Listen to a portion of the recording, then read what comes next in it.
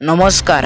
এই মুহূৰ্তত আহি পৰিছে ৰাতিপুৱাৰ কেইবাটাও গুৰুত্বপূৰ্ণ খবৰ আৰু এনে ধৰণৰ খবৰসমূহ নিতৌ চাবৰ কাৰণে আমাৰ চেনেলটো ছাবস্ক্ৰাইব কৰি ভিডিঅ'টোত এটা লাইক কৰি দিব।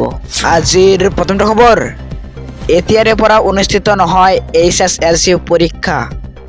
HSLCৰ পৰিৱৰ্তে অনুষ্ঠিত হ'ব দশম শ্ৰেণীৰ পৰীক্ষা। মেট্ৰিক শব্দটোৰ পৰিৱৰ্তে দশম শ্ৰেণীৰ পৰীক্ষা বুলি ক'ব পাৰি।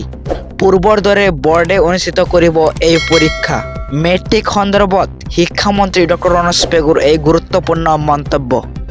আজিৰ পৰৱৰ্তী খবৰ, ৰাজ্যৰ হাজাৰ হাজাৰ যুৱক যুৱতীলৈ আহিছে এটা ভাল খবৰ। 1000 যুৱতীক চাকৰি দিব টাটা গ্ৰুপে। টাটা ইলেক্ট্ৰনিক্সত 1000 যুৱতীয়ে লাভ কৰিব চাকৰি। 18ৰ পৰা 25 বছৰ বয়সৰ যুৱতীয়ে বহিব পাৰিব নিযুক্তি পৰীক্ষাত। চাকৰিৰ লগতে লাভ কৰিব থকা খোৱাৰ সুবিধা। কামৰূপৰ আমিনগাঁৱত 3 জানুৱাৰীত হ'ব নিযুক্তি পৰীক্ষা। মৰিগাঁৱৰ জাগিৰোড কলেজত 4 জানুৱাৰীত নিযুক্তি পৰীক্ষা। ওদালগুৰিৰ ভেৰগাঁৱৰ ITIত 5 জানুৱাৰীত নিযুক্তি পৰীক্ষা। বাক্সাৰ পলিটেকনিকত 6 জানুৱাৰীত পৰীক্ষা। 7 জানুৱাৰীত বিশ্বনাথ কলেজত নিযুক্তি পৰীক্ষা। ITI ডিফুত 8 জানুৱাৰীত নিযুক্তি পৰীক্ষা অনুষ্ঠিত হ'ব। ৰেজিষ্ট্ৰেশ্যন কৰক স্কিল আছাম neps.skillmissionassam.org। পুৱা 9:30 পৰা আৰম্ভ হ'ব ৰেজিষ্ট্ৰেশ্যনৰ প্ৰক্ৰিয়া। বাংগালুৰুত লাভ কৰিব চাকৰিৰ সুবিধা। পৰীক্ষাত বহিবৰ বাবে নিব লাগিব শিক্ষাগত অৰ্হতাৰ প্ৰমাণপত্ৰ। আজিৰ পৰৱৰ্তী খবৰ, গোলাঘাটৰ দুৰ্ঘটনাক লৈ প্ৰধানমন্ত্ৰী নৰেন্দ্ৰ মোদীৰ টুইট। নিহতৰ পৰিয়ালক সমবেদনা জ্ঞাপন প্ৰধানমন্ত্ৰী নৰেন্দ্ৰ মোদীৰ।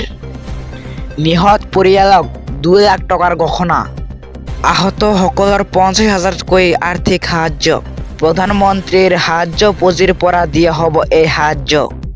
আজিৰ পৰৱৰ্তী খবৰ, ITI পঢ়িব বিচৰা ছাত্ৰ ছাত্ৰীৰ বাবে ভাল খবৰ। বিনামূলীয়াকৈ পঢ়িব পাৰিব ITI। চৰকাৰে গঠন কৰিব কেইবাখনো ব্যক্তিগত ITI। সকলো ব্যক্তিগত ITIৰ মাচুল দিব লাগিব চৰকাৰে। জলপানীৰ ৰূপত মাচুল প্ৰদান কৰিব ছাত্ৰ ছাত্ৰীসকলক। ITI পঢ়িব বিচৰা সকলৰ বাবে চৰকাৰৰ বিনামূলীয়া সেৱা। আজিৰ পৰৱৰ্তী খবৰ, 10 তাৰিখলৈ হাতত মাত্ৰ 8 দিন। 10 তাৰিখে লাখ লাখ লোকৰ একাউণ্টত সোমাব ধন। পুৱাতেই পৰীক্ষা কৰক আপোনাৰ বেংক একাউণ্ট। অৰুণোদয় আঁচনিৰ 1250 টকা ধন সোমাব বেংক একাউণ্টত। বৃদ্ধ পেঞ্চন আঁচনিৰো ধন সোমাব একাউণ্টত। বিধৱা পেঞ্চনৰো ধন সোমাব হিতাধিকাৰীৰ একাউণ্টত। ৰাজ্যৰ লাখ লাখ ৰেচন কাৰ্ডৰ হিতাধিকাৰীৰ বাবেও ডাঙৰ খবৰ। ৰেচন লাভ কৰাৰ বাবে অন্তিম দিন 10 তাৰিখ। 1 তাৰিখৰ পৰা 10 তাৰিখৰ ভিতৰত সংগ্ৰহ কৰিব লাগিব ৰেচন। অন্ন সুৰক্ষা সপ্তাহত ৰেচন সংগ্ৰহ কৰাটো বাধ্যতামূলক।